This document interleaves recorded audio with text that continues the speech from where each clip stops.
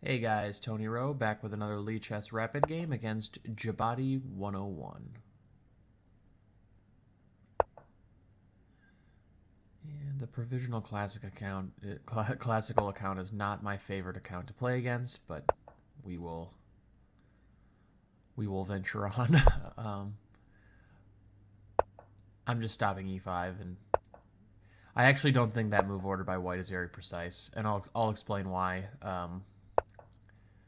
after the game. So we're gonna get a Grunfeld or a King's Indian or a neither.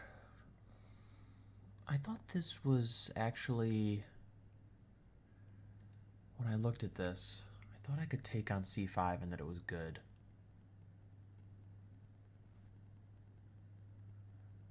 Jeez. So now I have to try to remember why that's the case. So if d takes c5, knight a6, bishop e3, knight g4, bishop d4.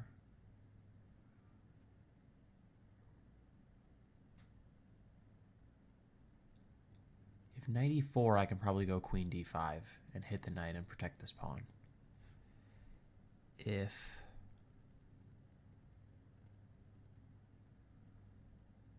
was this the position?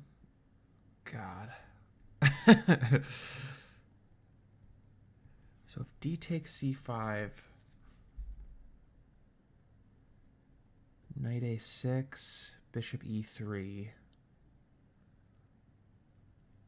d takes c5, knight a6, bishop e3. If knight g4, bishop d4,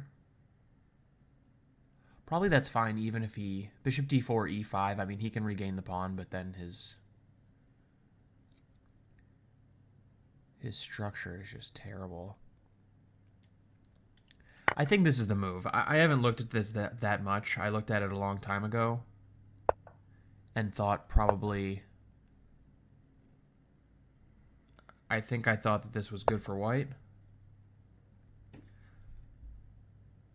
But I don't necessarily remember why I thought that. Okay, so he's hitting b2, of course, and he's also threatening this nonsense. So I think mostly I only have this move as... I will have to give the pawn back here, but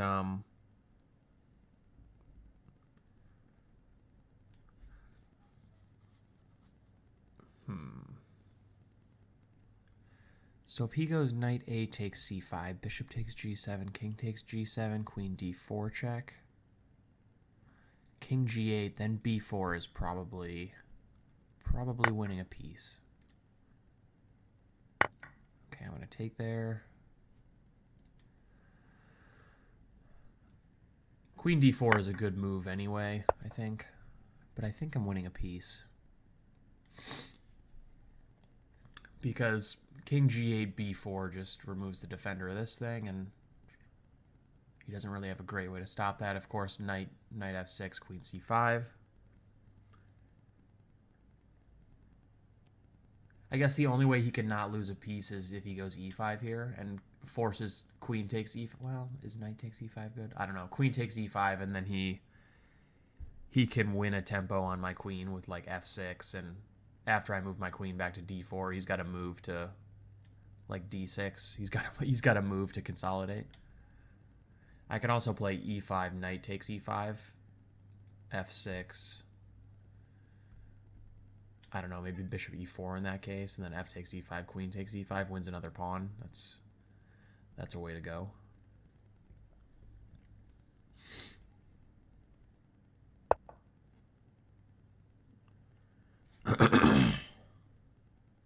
So in this case, b4, e5.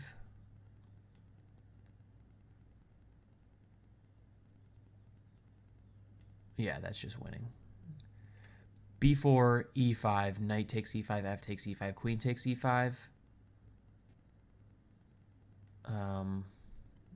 I'm just going to be up a pawn or two, at least. If e5, I can probably also just go queen d5 and keep the piece. Just be greedy about it. E5. There are a bunch of squares probably that keep the piece. Queen d5 I think is the most natural. Just checking. Yeah, this looks pretty good.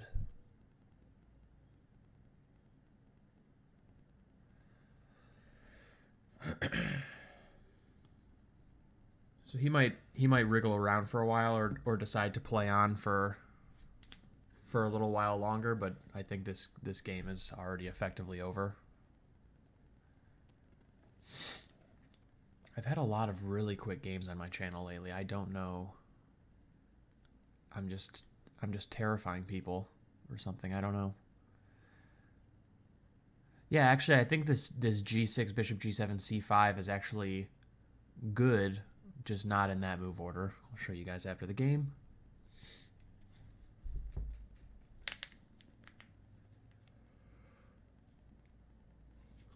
I actually shouldn't be recording a video right now. I start my job tomorrow very early, and I'm really not all that ready, I would say. I still have some paperwork to fill out. I need some clothes. Don't have those either. Really hate shopping for clothes, so I'm probably going to delay that as long as humanly possible. Wow, he resigns. All right. Well. Okay, so let's grab this game. And I think he's challenging me again. Yeah, I'm not sure.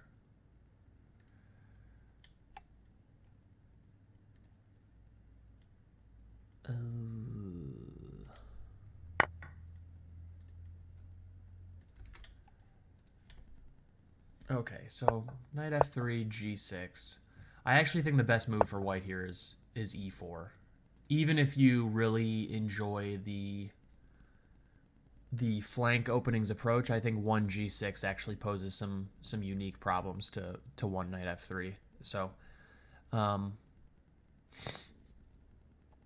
the reason I say that is this. So after g3, bishop g7, the easiest move repertoire wise for white is to go d4 here. And the point, of course, is that if you continue with bishop g2, then e5 I think is kind of annoying. e4 is actually a pretty relatively serious threat here because the knight doesn't have g5 and the knight doesn't have d4. So you sort of have to go d3, and then d5 I think is an interesting system and is also fully satisfactory for black. I think black has a totally equal position, and for me this position is not to my taste. It's basically a reverse fianchetto Pierce, if you want to think of it that way, but I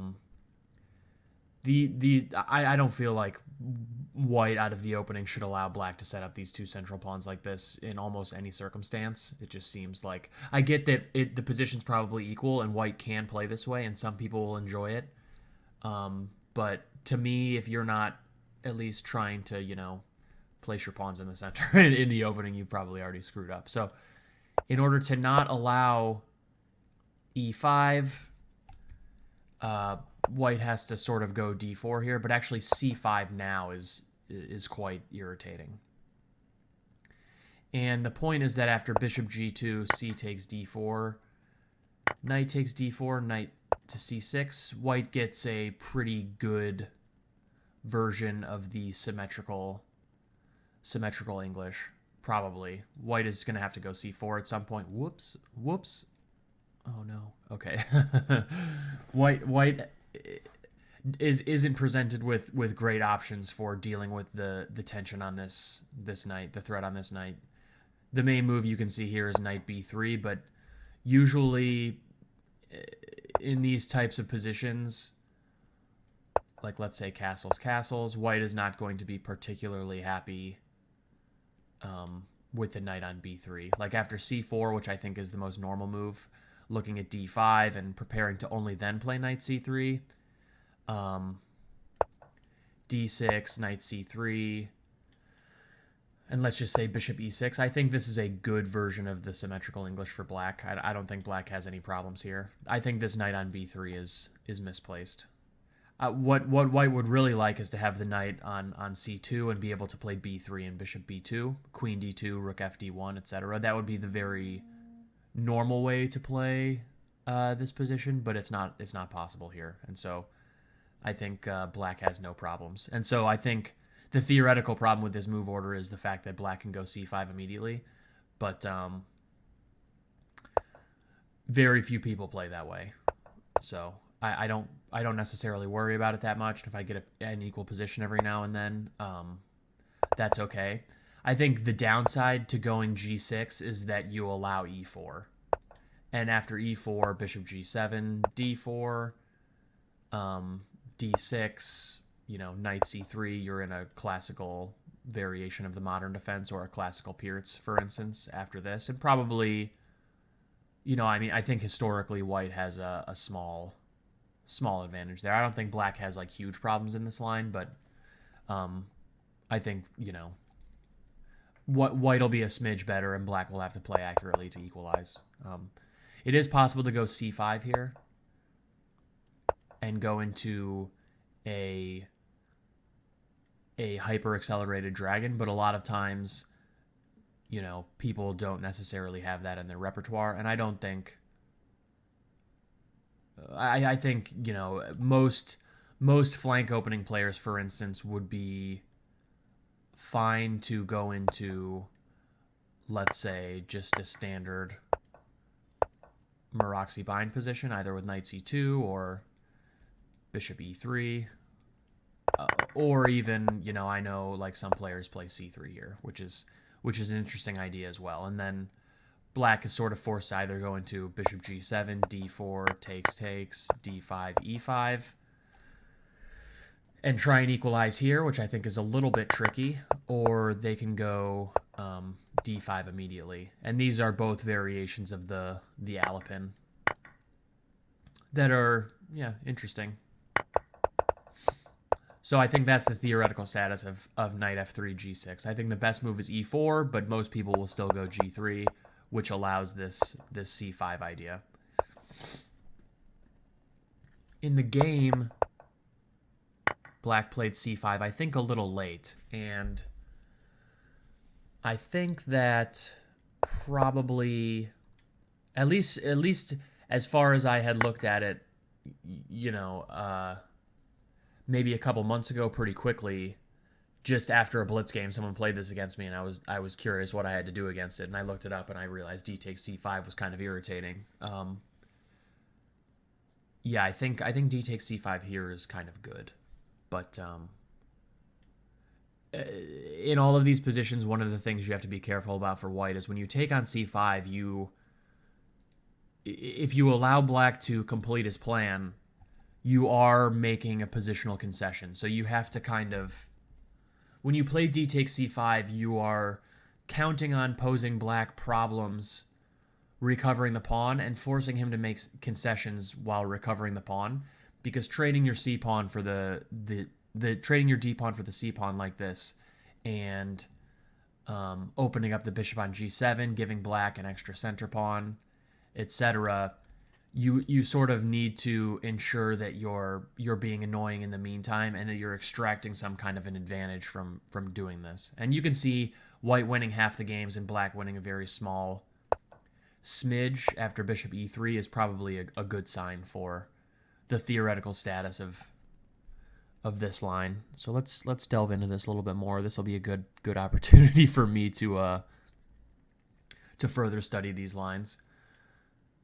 So if queen c7 was the move that seems the most natural to me, but there's also knight g4 and knight e4, I think. So knight g4, I think probably just bishop d4, and if black has to play e5, bishop c3, knight takes c5. Yeah, he doesn't even really get to keep the pawn, because here and then takes. And he's just much worse. Down a pawn, he's got this terrible isolated d pawn. So after h3, maybe, yeah, I mean, he just can't Knight h6 is even worse, of course. It doesn't do anything.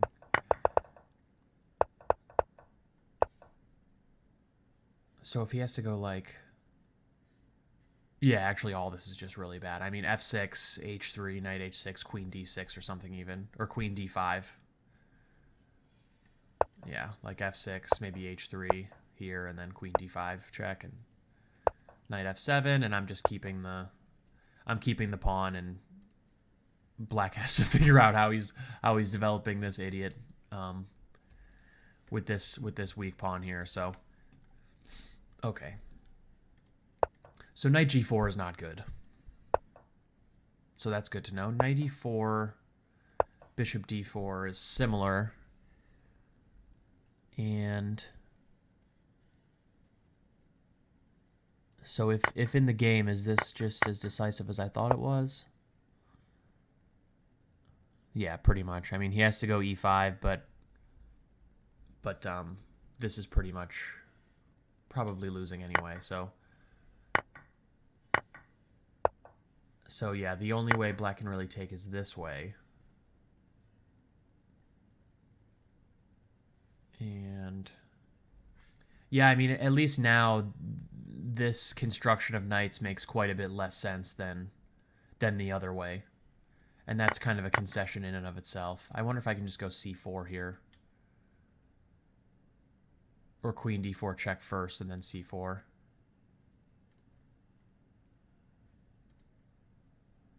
Yeah, I mean, what about just c4?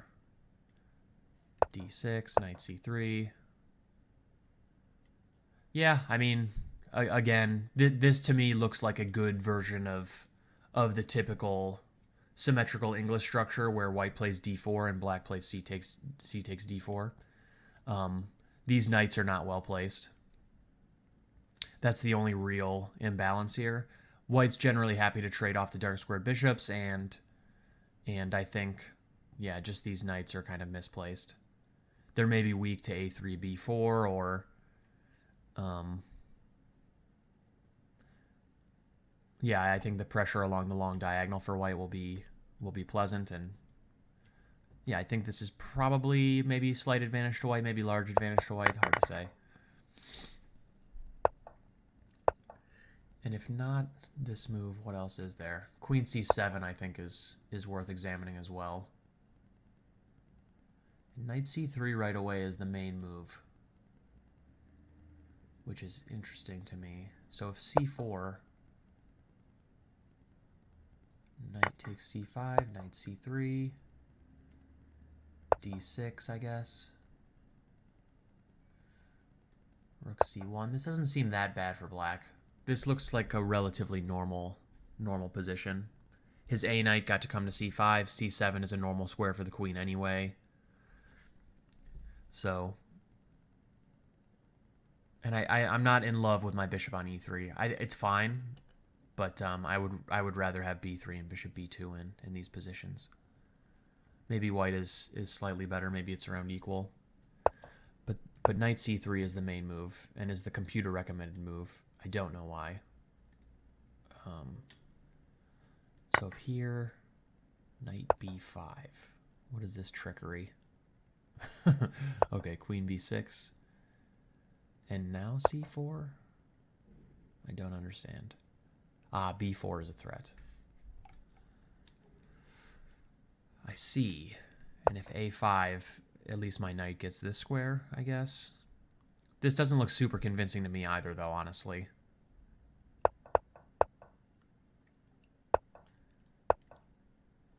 Stockfish likes a4 instead. Again, threatening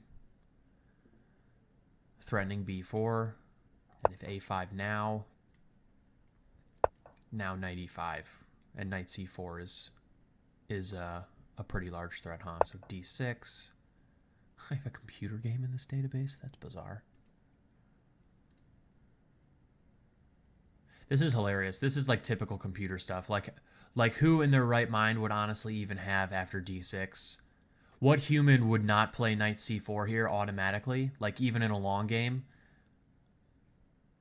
Stockfish finds c3. The idea, of course, is d takes e5 and then b4 which does indeed look good for white. I mean, that it's a hilarious move. It's a strong move for sure, but who would play that? I mean, everyone would play knight c4, and after queen d8, yeah, I mean, bishop takes c5 is an interesting idea, and I do still like white's position. This bishop is a monster. These knights are pretty well placed. This structure on the queen side is kind of weird, and maybe c3 at some point will sort of shore up white's queen side against this pressure. And interesting idea. So yeah, this idea, these are the kind of ideas that are worth like remembering. You know, when you study openings, it's worth remembering like the stuff that you find counterintuitive, because I mean, if you find it intuitive, if you find it easy, there's a good chance you can find it over the board. But stuff like d takes c5, knight a6, bishop e3, queen c7, knight c3 right away, at least to me, is a little bit counterintuitive, because normally in these structures, I want to lead with my c-pawn and not play knight c3 first. It's extremely uncommon. But the idea, of course, is that you need to act really quickly to capitalize on black having to, you know, kind of play all kinds of weird moves to recapture the c-pawn, and you need to grab the initiative in the meantime, and knight c3 is a little bit more incisive, to the point, developing a piece quickly. So really interesting stuff. And if knight g4, bishop d4 seems forced. Takes, queen takes is the most natural move to me. d6. Yeah, b4 does look good, because if knight d7, he's losing the piece, and there is knight a4 though. Okay, yeah, this is getting a little silly again. But okay, I mean, this is clearly better for white as well.